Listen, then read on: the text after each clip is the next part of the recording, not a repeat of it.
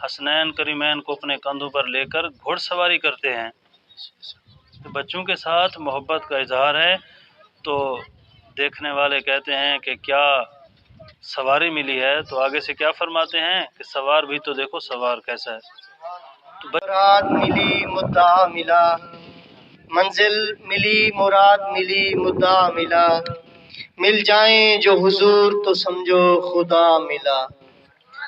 اب میں دعوت خطاب دوں گا زاہد مرتضی صاحب AEO جو ہیں ہمارے، ان کو اسٹیج پر آئیں اور اظہار خیال کریں۔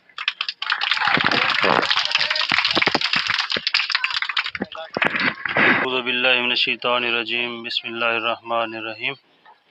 انتہائی قابل احترام پرنسپل اسکول حاضہ محترم صفدر عباس صاحب، تمام ٹیچر صاحبان اور میرے اس اسکول کے بچوں، السلام علیکم۔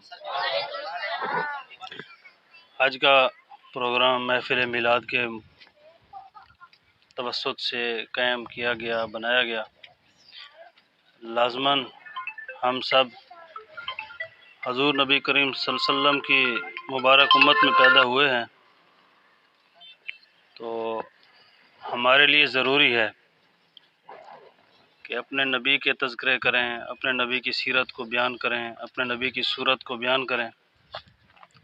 صبح میں سوچ رہا تھا کہ آج پروگرام ہے اور لازماً کہیں گے خطاب کریں۔ دین اسلام کے علم کے اگر ہم توسط سے دیکھیں تو ہم جاہل ہیں، کیونکہ دین اسلام میں جو عالم ہوتا ہے اس کا کام ہے خطابت کرنا، اس کا کام ہے بیان کرنا۔ لیکن ہمارے نبی کی جو حیات مبارکہ ہے یا ہمارے نبی کی جو شخصیت ہے وہ ایسی نہیں ہے کہ وہ محتاج ہو صرف عالم ہی بیان کرے۔ تو کیونکہ ہم سب ہی اپنے نبی سے محبت کرتے ہیں تو اس کا اظہار ہم سب کے لیے ضروری ہے، ہم سب کریں۔ پھر میں سوچ رہا تھا کہ آج کے موضوع کو 3 حروف میں کہوں گا کہ اللہ نے قرآن مجید کے اندر اپنے نبی کے شان کو اس طرح بیان کیا کہ وَرَفَعْنَا لَكَ ذِكْرَكَ، کہ اے نبی جی ہم نے آپ کے ذکر کو بلند کر دیا۔ پھر ہم ہر اذان کے بعد دعا پڑھتے ہیں، تو اس دعا میں ایک لفظ آتا ہے کہ ہم نے آپ کو مقام محمود عطا کر دیا، اور یہ 2 الفاظ ہیں۔ اس کے علاوہ جیسے تقریر میں آ گیا کہ اللہ نے اپنے نبی کو یا ایھا المدثر کہا، یا ایھا المزمل کہا، واللیل کہا، والضحیٰ کہا، یاسین کہا، طٰہٰ کہا، کہیں یا ایھا النبی کہا۔ قرآن مجید کا پورے کا اگر ہم تذکرہ کریں، اس کو پڑھیں، تو کسی جگہ کسی ایک نبی کو بھی اس طرح اللہ نے نہیں پکارا ہے کہ یا ایھا النبی۔ ہر نبی کو اس کے نام سے، یا موسیٰ، یا ہارون، یہ زیادہ سے زیادہ اگر اللہ نے اپنے نبیوں کو پکارا بھی ہے تو اختہ ہارون کہا، ہارون کے بھائی، اس طرح سے۔ لیکن جب اپنے نبی کی باری آئی، اپنے محبوب کی باری آئی، تو اللہ نے کیا فرمایا، یا ایھا النبی ہو، کہیں ڈائریکٹ یا محمد نہیں کہا اللہ نے۔ مطلب اتنا اللہ کو اپنے محبوب پیارے ہیں۔ پھر میں سوچ رہا تھا کہ وَرَفَعْنَا لَكَ ذِكْرَكَ کو اگر ہم فلسفانہ انداز میں، عاجزانہ انداز میں دیکھیں تو کس طریقے سے اس کو ہم تشریح کر سکتے ہیں۔ یہ جتنے بھی ادھر ہمیں آڈینس بیٹھے ہیں، بولنے والے ہیں، سننے والے ہیں، سارے آپ سے اگر میں کہوں کہ سکول کے پرنسپل کے بارے میں کوئی گفتگو کریں تو شاید ایک آدھ واقعہ کوئی یاد ہوگا کسی کو کہ ہمارے پرنسپل صاحب کا ہمارے ساتھ انٹریکشن ہوا، 1 مہینہ ہوا، 2 مہینے یا 1 سال ہوا سکول کھلا ہے، تو ہمارے پرنسپل میں یہ خوبیاں ہیں۔ تو زیادہ سے زیادہ ایک صفحے کے اوپر اس سے زیادہ کوئی بندہ نہ لکھ سکے گا، نہ بول سکے گا، چاہے کوئی بھی ہم میں سے ہو۔ اسی طریقے سے اگر میرے بارے میں آپ سے پوچھا جائے کہ ان کے بارے میں کچھ بتائیں تو کوئی نہیں ہوگا۔ ایون کہ ہم سب کے زیادہ محبوب اور ہم سب کے زیادہ قریب ہمارے ماں باپ ہوتے ہیں۔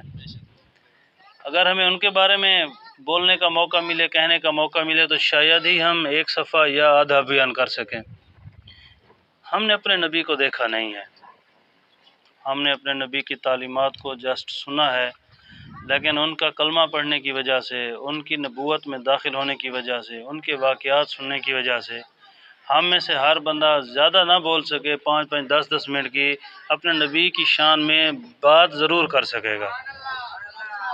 یہ ہے وَرَفَعْنَا لَكَ ذِكْرَكَ، کہ ہر خاص و عام کی زبان پر اللہ نے اپنے نبی کا اسم محمد جاری کر دیا ہے، اور ہم جانتے بھی نہیں، پہچانتے بھی نہیں، نہ دیکھا ہے، غیبانہ تعارف ہے، غیبانہ ہم نے ان کے اوپر ایمان لائے ہیں، غیبانہ ان کی سیرت کو سن رہے ہیں، لیکن دل مانتا ہے کہ وہ واقعتاً ہی اس قابل تھے کہ اللہ ان کو سردار الانبیاء بناتے، وہ واقعتاً ہی اس قابل تھے کہ اللہ ان کو مقام محمود عطا فرماتے، وہ واقعتاً ہی اس قابل تھے کہ اللہ ان کو قیامت کے دن شفاعت کی جو ہے طاقت عطا فرمائیں گے کہ وہ اپنے امت کے حق میں جس کی چاہیں گے شفاعت کریں گے۔ تو ہمارے بچوں کے لیے ہمارے نبی کی سیرت، کیونکہ بچوں کے ساتھ تھوڑی سی بات ہے، ہمارے نبی بچوں کے ساتھ بہت شفیق تھے۔ اللہ کا سب سے بڑا حکم نماز کا ہے، اور نماز کسی صورت میں معاف نہیں ہے۔ قضا پڑھیں، ادا پڑھیں، پڑھنی ہے، رہ جائے گی سزا ہوگی۔ ایک تو اللہ اس ساری کائنات کے اکیلے خالق ہیں، مالک ہیں، اور اس پوری کائنات کے اوپر اللہ ہی اکیلے بادشاہ ہیں اور اکیلے قبضہ قدرت رکھنے والے ہیں۔ تو جو اتنی طاقت والا ہو اور اس کا حکم ہم چھوڑ دیں، نہ مانیں، تو اس کے اوپر جو ہے سوچنے والی بات ہے۔ استاد کہہ دے کہ کرسی سے نہیں اٹھنا، ایک استاد کا حکم ہے، جو بھی بندہ یہاں بیٹھا ہے تو میرا نہیں خیال کہ استاد کی موجودگی میں کرسی سے اٹھے گا، یا تو ہمارا اللہ پر یقین کمزور ہو گیا ہے، یا ہم اللہ کو اس طاقت جو اللہ کی ہے اس کے مطابق ہم نہیں مان رہے، اس طرح ہم پہچان نہیں رہے۔ تو میں اپنے پھر اسی سیرت نبی کی طرف لے آؤں گا اس نماز کو۔ تو اللہ کے نبی کا فرمان ہے جس کا مفہوم ہے کہ اپنے بچوں کو 7 سال کی عمر تک نماز کے لیے قائل کرو، ان کو سکھلاؤ، ان کو نماز کی اہمیت بتلاؤ، ان کو نماز کے اوپر لے کر آؤ۔ اور پھر فرمایا کہ جب وہ 10 سال کے ہو جائیں تو پھر ہے کہ ان کے لیے تھوڑی سی ڈانٹ ڈپٹ بھی کرو، ان کو سزا بھی اگر دینی پڑے سزا دو، اور اس کو مسجد لے آؤ، نماز کی طرف لے کرو۔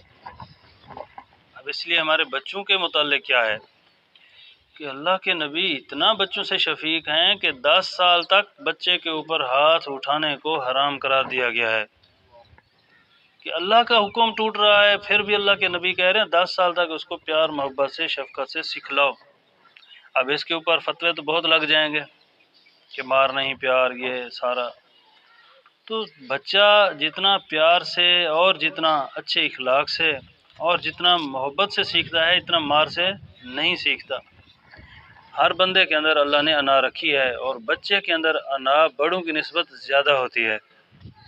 بچے کے اندر جو انا کا پہلو ہے بڑوں کی نسبت زیادہ ہوتا ہے۔ جب ہم بچے کو ڈانٹتے ہیں بلا وجہ تو اس میں انا آ جاتی ہے، اور انا کا فیکٹر اس کو کہتا ہے کہ نہیں تمہاری تو ادھر اہمیت ہی نہیں ہے، تمہیں فلانے نے ڈانٹ دیا، اس کی وجہ سے تمہیں ڈانٹ دیا۔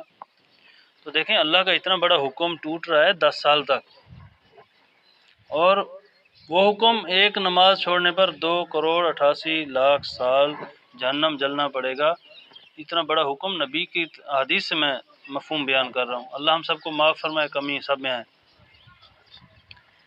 تو پھر بھی اتنی شفقت کر رہے ہیں کہ 10 سال تک بچے کو آپ پیار محبت سے لے کر آؤ، اس کے بعد اگر نہیں ہے آتے تو پھر اب ہم چھوٹے چھوٹے، اب دیکھیں نماز تو بہت بڑا حکم ہو گیا نا، اس کے اوپر بھی اللہ کے نبی کا فرمان ہے کہ شفقت سے اس کو لے کرو مسجد کی طرف۔ حسنین کریمین کو اپنے کندھوں پر لے کر گھوڑ سواری کرتے ہیں، تو بچوں کے ساتھ محبت کا اظہار ہے۔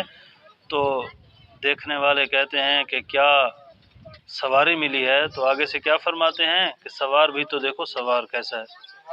تو بچوں کے ساتھ بہت شفیق تھے۔ اگر ہم چاہتے ہیں کہ ہم بھی اپنے نبی کی 100% پیروی کریں، اپنی طبیعت کے اندر بدلاؤ لانا پڑے گا، چینج لانی پڑے گی کہ ہم بھی اپنے بچوں کے ساتھ، اپنے سکول کے طلباء کے ساتھ شفقت سے پیش ہیں، پیار سے پیش ہیں، گالم گلوچ اختیار نہ کریں۔ دیکھیں میں سکول میں جاتا ہوں تو ہمارے ٹیچرز جو کچھ کر رہے ہوتے ہیں تو بچے نا بعد میں استاد کی موجودگی میں نہیں، بعد میں بتلاتے ہیں، موک ایکسرسائز کرتے ہیں کہ ہمارے ٹیچرز ایسے کر رہے ہیں۔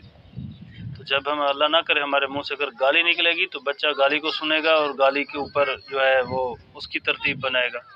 بچے کو اگر ڈانٹیں گے تو پھر کیا ہوگا، بچہ جو ہے باہر جائے گا، جہاں بھی جائے گا تو وہ گلے کرے گا، باتیں کرے گا۔ تو کوشش کریں ہم سب مل کر کہ اپنے بچوں کا مستقبل سنوارنے میں ان کو شفقت کے ساتھ، پیار کے ساتھ پیش آئیں، اور نبی کی سیرت کے اندر جو شفقت اور محبت کا پہلو ہے، اخلاق کا پہلو ہے، اخلاق 24 گھنٹے فرض ہے، ہم اس اخلاق کے دامن کو نہ چھوڑیں تو انشاءاللہ کامیابی ہمارا مقدر بنے گی۔ امید ہے کہ چند ایک گزارشات نبی کی سیرت کے متعلق اور بچوں کے شفقت کے متعلق آپ سب کو بھی پسند آئی ہوں گی، اور اگر کوئی اللہ ہم سے کمی ہوگی تو اللہ سے معافی طلب کرتے ہیں، کیونکہ ہم عالم تو نہیں ہیں، کمی ہو جاتی ہے۔ انہی دعاؤں کے ساتھ کہ اللہ آپ سب کو کامیاب کرے اور اس طرح کے پروگرام منعقد کرا کر بچوں کی حوصلہ افزائی کرنے کی توفیق عطا فرمائے۔ السلام علیکم۔